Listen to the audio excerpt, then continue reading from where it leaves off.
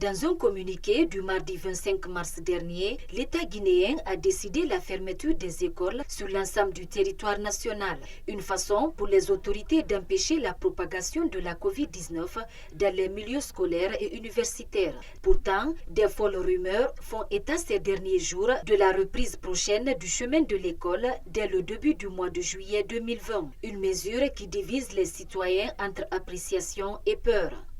Moi, je pense que c'est tout à fait normal. Parce que quand je prends les grandes puissances, ils ont vraiment, malgré il y a eu des décès là-bas, mais ils ont pris le courage vraiment de réouvrir les classes. Donc pourquoi pas la Guinée et certains pays même africains.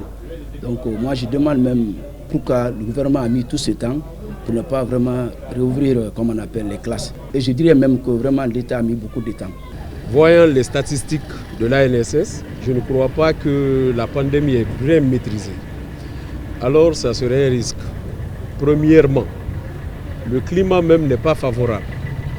Avec l'hivernage, nous avons certaines classes qui n'ont pas de toit, qui n'ont pas de fenêtres et ils n'ont pas aussi des ampoules. Ça serait un risque pour les enfants, comment ils peuvent étudier dans ces conditions. Pendant l'hivernage, je pense que ce serait un risque, même pour les parents d'élèves, de laisser les tout petits aussi, d'aller en classe.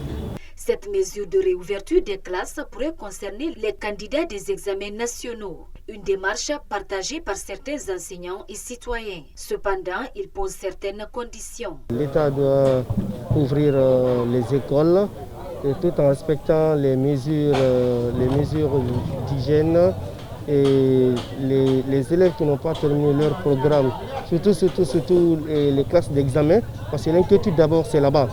Donc les enfants ne peuvent pas aller à l'examen comme ça sans au moins faire au moins 1 mois ou 2 semaines de cours. Donc nous, en tant qu'enseignants, nous demandons à l'État de programmer, de bien planifier le programme pour que nous puissions au moins finir le programme. Ça sera un peu difficile avec cette pandémie. C'est nous tous qu'on voit du monde, ce que cette pandémie a fait, beaucoup de dégâts. Et pour nous, on ne sait pas à quelle mesure que si la Guinée va prendre au niveau des enfants, surtout moi, parents d'élèves, j'ai beaucoup d'inquiétude sur ça. Beaucoup. Si il faut mettre des mesures sanitaires, là c'est bon. S'il ne pourrait pas prendre précaution au niveau des mesures sanitaires, ce sera catastrophe. Aucune date officielle n'a été encore annoncée par les autorités du système éducatif guinéen. En attendant, élèves, parents et encadreurs d'école continuent à prendre leur mal en patience.